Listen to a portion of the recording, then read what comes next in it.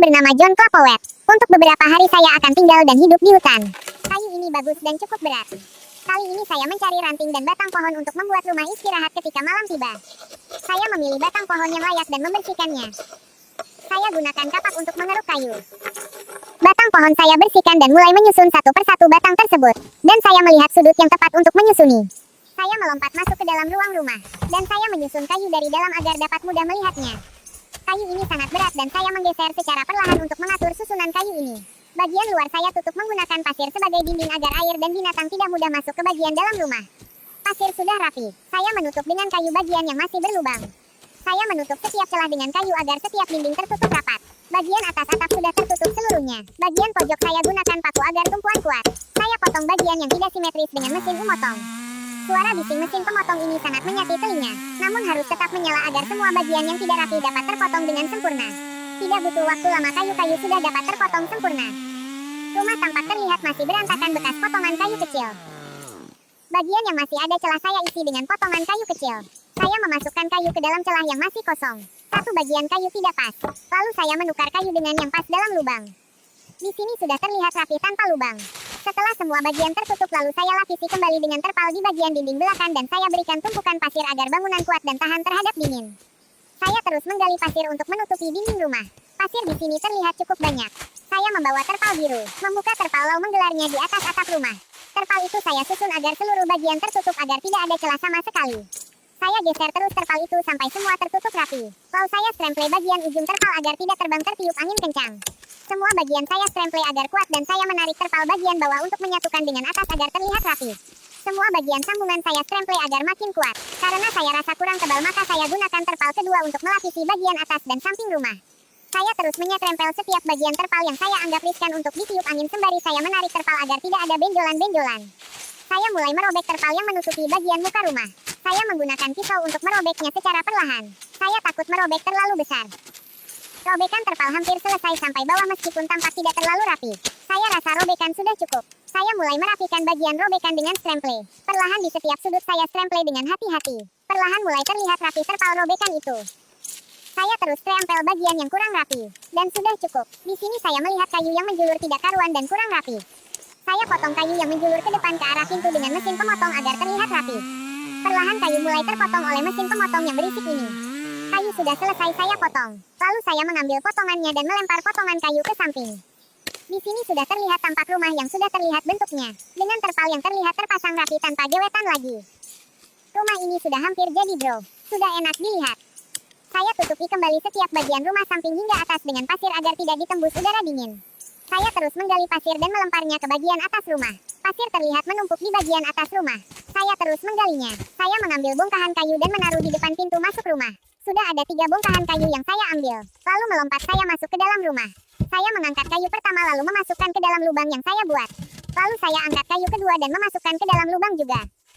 Saya injak-injak kayu ini untuk memastikan kekuatan kayu. Saya angkat kayu ketiga masuk ke dalam. Saya menaruh kayu ketiga ke dalam lubang juga. Saya mulai mengeruk pasir dan menutupi kayu ini. Saya injak-injak pasir agar tampak padat dan menutupi kayu. Saya terus menginjak-injak pasir.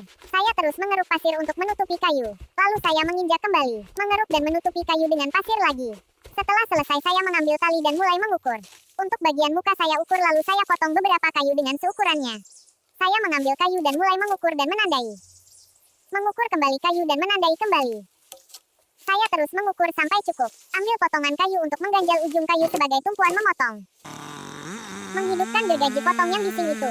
Mulai memotong bagian bawah. Pindah potong bagian atas. Lalu injak kayu supaya cepat terpotong. Mesin potong terus menggaung. Pindah ke potongan kayu kedua. Mesin terus memotong lalu putar kayu. Mesin mulai bekerja memotong kembali. Injak kayu agar terlepas. Mesin potong dimatikan dan berhenti menggaung. Saya mengangkat potongan kayu tadi ternyata terasa ringan. Bersihkan kayu potongan itu dengan kapak merah yang kejam. Kayu ini terus saya keruk dengan kapak. Selagi saya menyiapkan kayu saya melihat ada ular melintas di depan saya.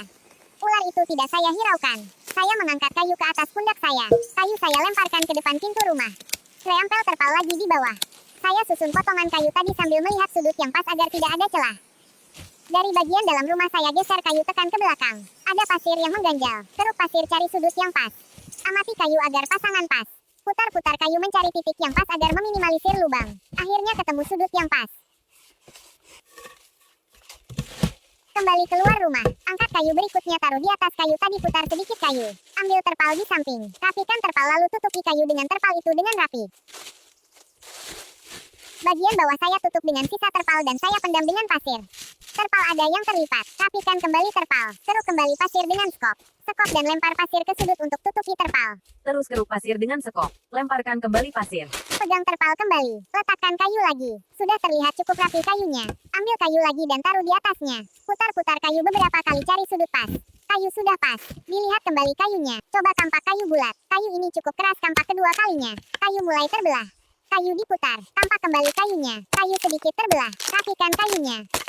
Kampak kayu sampai rapi. Lempar kayu ke dalam rumah. Bergegas masuk ke dalam rumah. Ambil kayu yang dilempar tadi.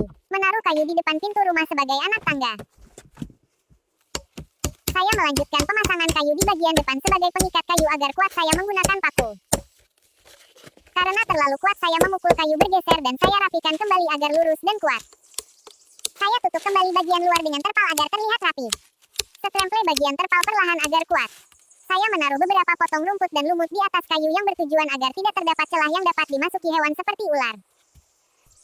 Ambil rumput secukupnya. Susun rumput sampai ke ujung bagian kayu. Rumput disusun rapat agar semua tertutup. Saya susun kembali kayu hingga ke atas tanpa ada celah lagi. Masukkan bagian ujung kayu ke terpal. Dorong-dorong kayu hingga kayu tertumpu pas. Saya memeriksa apakah masih ada celah di antara kayu yang saya pasang tadi. Setelah saya rasa aman maka saya memaku kayu tersebut agar kuat. Rumah sudah hampir selesai. Saya memasukkan beberapa batang kayu ke dalam untuk mulai mendekorasi ruangan di dalam. Beberapa batang kayu gelondongan yang saya masukkan tadi akan saya gunakan untuk membuat tempat tidur. Saya mulai menyusun kayu-kayu tersebut satu persatu memanjang. Di atas kayu yang sudah saya susun saya pasang sebuah karpet agar nyaman ketika tidur. Lalu saya lapisi kembali dengan bed cover agar terasa empuk. Saya memasukkan sebuah meja yang sudah saya buat sedari awal tadi. Meja saya putar-putar mencari sudut yang pas agar meja tidak jadul dan seimbang. Alhamdulillah rumah istirahat sudah jadi karena perut sudah mulai lapar. Saya pergi ke danau untuk mencari ikan. Saya mulai merakit pancing yang sudah saya siapkan untuk menangkap ikan dan terlihat air danau tampak tenang ini menandakan terdapat banyak ikan di dalamnya. Pancing sudah jadi. Perlahan saya melemparkan pancing ke arah danau. Sambil menunggu umpan disambar ikan. Saya memandangi danau yang begitu luas dan indah seraya saya melepas lelah setelah membuat rumah tinggal yang akan saya tempati nanti malam untuk istirahat. Angin di danau ini begitu sejuk menghembus. Saya hampir saja terlelap, namun saya menahan kantuk agar tidak terlelap karena saya belum makan seharian ini. Saya memasang pancing kedua dan menunggu kembali. Tak lama saya mendapatkan ikan, namun karena terlalu kecil ikan saya lepaskan agar berkembang biak. Ikan saya lempar ke danau.